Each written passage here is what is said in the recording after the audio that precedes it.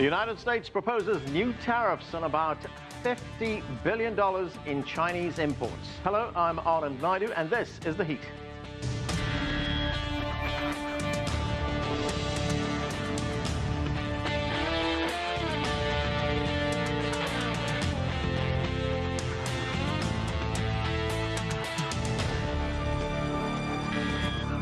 The Trump administration has unveiled a proposed list of tariffs on 1,300 Chinese products, a move that could intensify trade tensions between the world's two largest economies.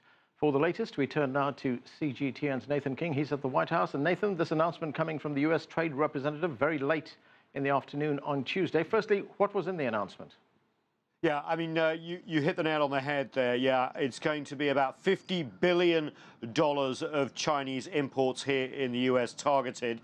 1,300 product lines, all targeted with a 25% tariff. So even my math can cope with that. It'll cost Chinese companies about $12.5 billion. In the fine print, what's interesting is that the U.S. is basically saying that they are doing this because they think that China is trying to create the technologies of tomorrow using U.S. know-how, basically taking intellectual property and forcing technology transfers from U.S. companies who want to do business in China. I've got the USTR readout in front of me here, and they're saying sectors subject to proposed tariffs include industries such as aerospace, information and communication technology, robotics, and machinery. They also saying, though, that this is not going to happen right away. A lot of U.S. companies are going to be affected by this, even though they're saying they did this not to affect the U.S. economy. It's hard not to see how many supply chains could be affected. So there's this consultation period going on, which lasts up until May the 22nd. So these tariffs won't be imposed until probably the end of May, beginning of June, and they may be rolled back if some U.S. companies say, look, this is going to hurt us this way and that. That happened, remember, with the U.S. steel and aluminum tariffs, although not to China. And this gives a little bit of room for negotiations to continue. And one other headline is that the U.S. have said that they are going to start consultations at the World Trade Organization on some elements of this with China, they hope. So there is a window of discussion. But as we know, WTO disputes take weeks, months, years to settle, and the clock is ticking on these very big sanctions indeed. About $12.5 billion. So, Nathan, as you say, this is not going to happen right away. We're not going to see tariffs being slapped on goods tomorrow. So these are proposals. These are proposed goods. It's not a definitive list. Could we see a back and forth, the list being changed, some products being taken off, some being put on? Could we see more negotiations here? That's all possible. I'm a bit reticent to say yes, because this is exactly what the U.S. Trade Representative said they were going to do. They said they were looking at 1,300 product lines, and they didn't change a thing. And it's very expansive as well. It's on so many different products. I mean, I encourage you to read the list. My colleagues and I have been going through it. Hat tip to Jim Spellman in the newsroom, who really did a good job here. There's so many different things targeted, including some strange things like imports of golf carts, fire extinguishers, syringes. So this is really trying to sort of impose tariffs across China's industries. And of course, while this is happening, China has said, look, we're not going to not retaliate here. They already retaliated on the U.S. Steel and aluminum tariffs worth about $3 billion in Chinese exports. They responded with $2.75 billion on agriculture. They are going to have to be at least seen to draw up a list here, which is commensurate with what the U.S. is announcing today. So that's $12.5 billion. So that could ratchet up tensions as well. Let's hope that we do know there are behind-the-scenes discussions, most notably with the Treasury Secretary here, Steve Mnuchin, and the big economic czar in China, Yu He, and maybe that will give some fruit. But remember, both countries have national interests, and the way that this is being phrased by the U.S. is that they're targeting China's blueprint for the future, Made in China 2025, which, as we all know on CGTN and elsewhere, is basically China's plan to develop industries of tomorrow. not just as national champions, but as global leaders as well.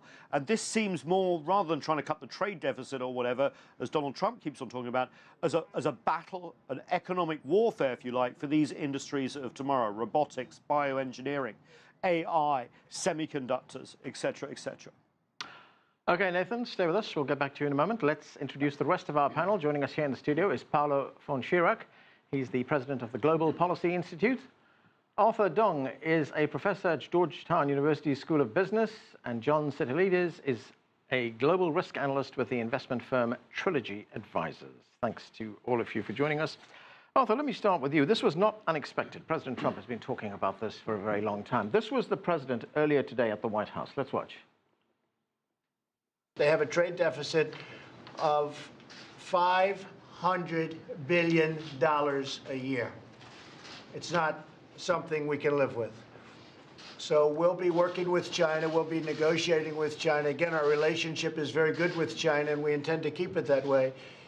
But we have to do something to seriously relieve that trade deficit. We can't have a $500 billion a year trade deficit.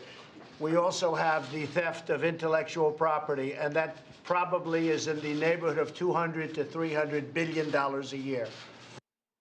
So, Arthur, let's talk about the trade deficit. The president mentioned it twice there. To what extent do these measures go towards closing that trade gap? Well, certainly, President Trump has been talking about the imbalance between the U.S. China trade and the considerable surplus, trade surplus that China has been running with the United States, certainly over the past decade or more. I think now, with this most recent announcement, he's demonstrating that his bark has a little more bite to it. And if you look at the broad sectors of the products that he's talking about here, aerospace, information, communications technology, robotics, machinery, it's technology heavy, isn't it?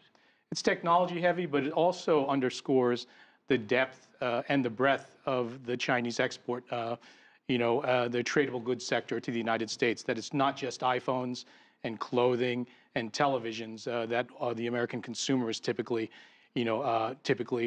aware of, but it goes much deeper than that, and that there are a lot of products that China does export to the United States.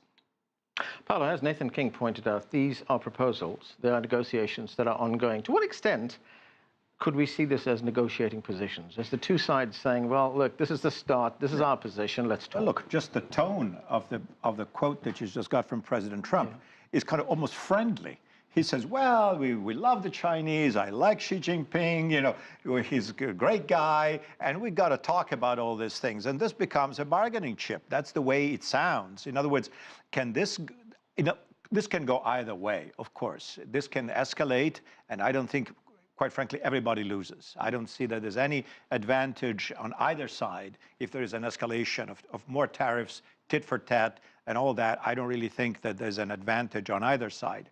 If the president, as he seems to hint, wants to use this, doubling down beyond the aluminum and steel, which was, a few weeks ago, that he, as a say, oh, we really mean business here. Let's sit down and talk about the serious stuff, some of which I think has merit, market access, intellectual property rights, and all that. That's fine. And again, have the Chinese the right to push their own, how can I say, domestic champions in the leading technologies of the future? Of course they do.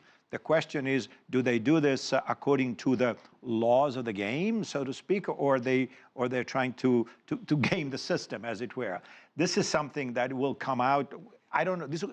If we have negotiations, which I think we're going to have, they're going to be complicated because these issues are not, linear and clear that everybody sees it in the same way. The perspective from Beijing and the perspective from Washington or from Europe, from that matter, is quite different. And to find common ground, I think it's possible, but it's not a sure thing. Again, my sense is that the president uses this as an opening gambit, and he doesn't necessarily mean that we're going to go in a all-out trade war with China.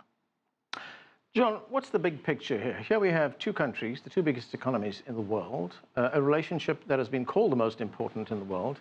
Tensions are rising. On the one hand, if you look at their broad philosophies, China's been championing globalization, open markets, lowering barriers, getting rid of protectionism. On the other hand, we have President Trump talking about America first. Well, I think one of the things that President Trump has been doing since becoming president is calling to account China's statements about globalization and opening up markets, as opposed to the reality of the challenges facing any foreign entities that are looking to enter into the Chinese market, with a special emphasis, I would say, on technology. And President Trump's comments today on the fact that many of these sectors that China is targeting for 2025 are IP heavy centered. There's a concern that the Chinese government may be supporting these industries in ways that you wouldn't see occurring in other economies around the world. There's a reason that it's China that is the target for these tariffs in terms of how these industries will prosper over the next 10 years, and not, say, India or Germany or other countries with either a strong technology base or the capacity to grow in that direction.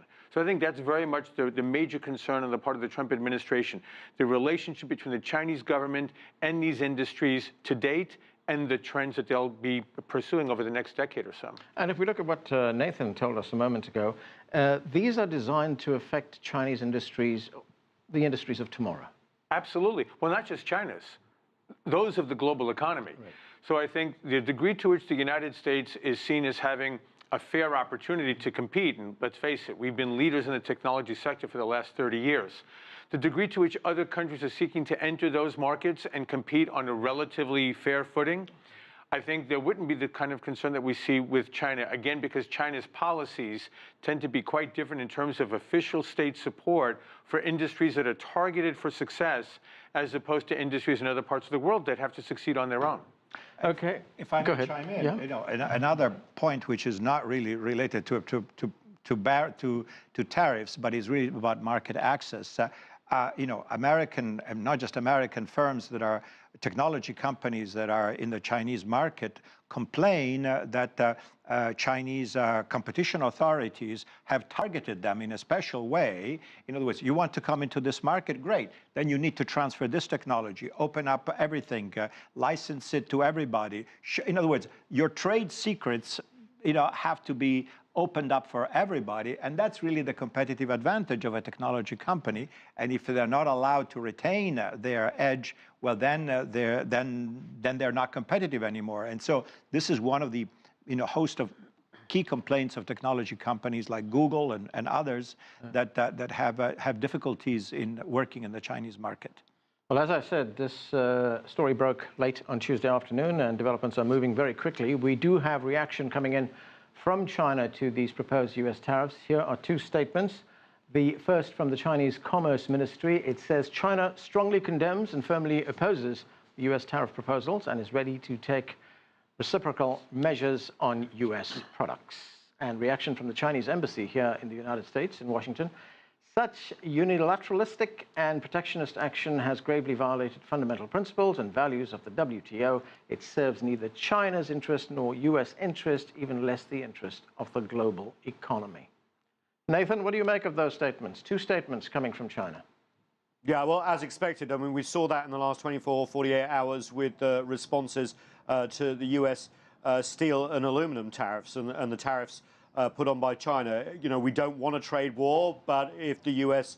acts unilaterally outside the global system, then we will respond, and you're allowed to respond under global rules proportionately, and that's what they will plan to do. But we do have a window of opportunity here. The problem is, it's not just these tariffs too.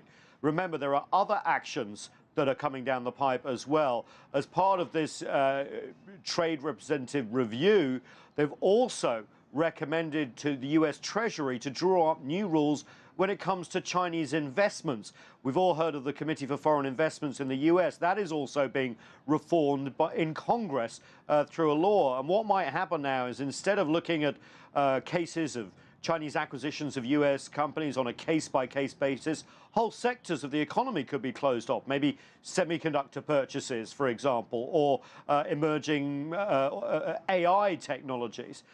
This is really very broad-based in terms of the Trump administration, not just tariffs. Despite Donald Trump being obsessed with the trade deficit, the people around him see this as only one factor. There's, of course, the Chinese practices that they use, but also a battle for the technologies of tomorrow, starting with artificial intelligence and semiconductors and 5G phone systems. John, a very quick response there from the Chinese Ministry of Commerce as well as the Chinese Embassy. What did you make of it? I don't think the White House is very much concerned with the statements themselves. I think, again, as we've been talking about here, this really is setting the stage for what are going to be a series of complex negotiations here. But I think it's very important to also keep in mind that this is not happening in a vacuum. Peter Navarro is what we would call maybe a very aggressive trade advisor to the president and probably helping to draft much of this policy right now.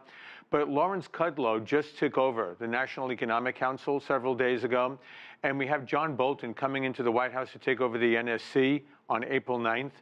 And I think a lot of this fits into a larger strategy of the U.S. China competition in Asia and on the global stage, looking to see where the Chinese are hopefully helpful on the North Korea negotiations that take place in May, looking to see how we are working with the Chinese to see that we have peaceful settlement of sovereignty issues and disputes in the South China Sea and the like. And I think there's going to be a panoply of issues into which this also fits. And then in one area that goes beyond just the tariffs and the barriers here, the question is what kind of retaliatory measures can China take that goes beyond just tariffs here and tariffs there? There's very much concern about the ability of the Chinese government to start to dump large numbers of U.S. treasuries and notes on global markets that can have a very deleterious effect on the monetary system here, as well as other options that are available to the Chinese. And the question is, what does it take for the parties to reach that threshold? China does have leverage, doesn't it, John, in terms of it? The United States needs China for help with, let's say, the nuclear issue on the Korean Peninsula, on the relationship with Taiwan. We also need the Chinese to help fund our national budget, okay? Our deficit is sustainable only because the Chinese are such major purchasers of American notes. Now, on the other hand, I think the president recognizes that China is very much dependent on the U.S. consumer market for a vast portion of the Chinese export market. Now, how these players will configure all of this, the test remains to be seen. But I don't think it's just about tariffs here. It's a much larger array of forces. Paulo, you want to say something? Well, I just wanted to say that for the moment, at least, if we look at the atmospherics, I think China wins because China presents itself, including those statements that you just aired, as the defender of globalization and a fair trade system, the WTO, saying the global community suffers. And indeed, if you look even at the quality, so to speak, in a business press, The Economist, the Wall Street Journal, the Financial Times, they say, oh my God, here's Trump, literally, the bull in the China shop, pun intended here, saying this is a guy who doesn't know what he's doing. He's ad-libbing and he's throwing stuff around and he is destroying the international trading system, for reasons that are not quite easy to detect. And I fully appreciate that there are good reasons. But in terms of appearances and optics, China presents itself here as the more responsible, grown-up partner, and America is trying to upset things for unclear policy objectives. Even though I fully agree with John that there are policy objectives here, and there's a complicated agenda. But I'm talking about the leverage and who wins the public relations battle. For the moment, I would say China scores. Yeah. Arthur, getting back to the trade issue, and if we look at the nuts and bolts of the trade relationship here, should we be making a difference between goods and services here? Because the deficit might be in goods, but not in services. Certainly, and that's something that has a lot of people in my business concerned. I represent Georgetown University, and we have a trade surplus with regard to the 350,000 plus Chinese students who currently are enrolled in American universities, the single largest group of foreign students the world over. And we are running a very, very strong surplus in terms of services. And I think that is going to come into the crosshairs of this debate. And it'll be very worrying and very concerning for universities and institutions across America. Nathan, we've heard very often that these measures, these tariffs, will hurt U.S. consumers. Explain that to us, because it seems that the target here would be the supply chain. It's not consumer goods directly, is it? Well, actually, I've just been going through the list, and the list of Chinese imports does include consumer goods, golf carts included, helicopters, speedboats, So yeah, if you want to pay 25% more for these products, that is going to hurt the U.S. consumer. You know, especially when they've just got a tax cut, is it going to be evaporated in terms of higher prices for consumer goods? What has been seen to be left off is things like clothing and stuff, which have been threatened before. I just want to go back to one other point, though. You know, we talk about the American consumer and the Chinese consumer. You know, we all have one of these, an iPhone. We're all global consumers, right? I mean, it may be designed in California.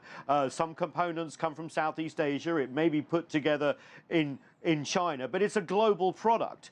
And so, you know, going to this sort of very sort of nationalistic thinking is very dangerous in this globalized world.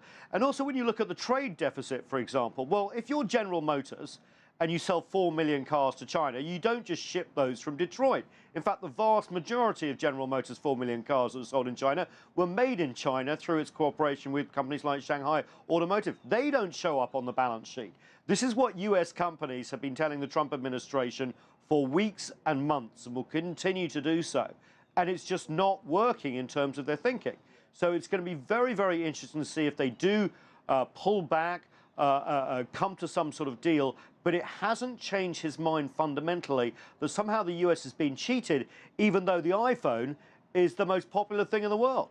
Yeah, I want to talk about that, actually, but we're getting more reaction from China.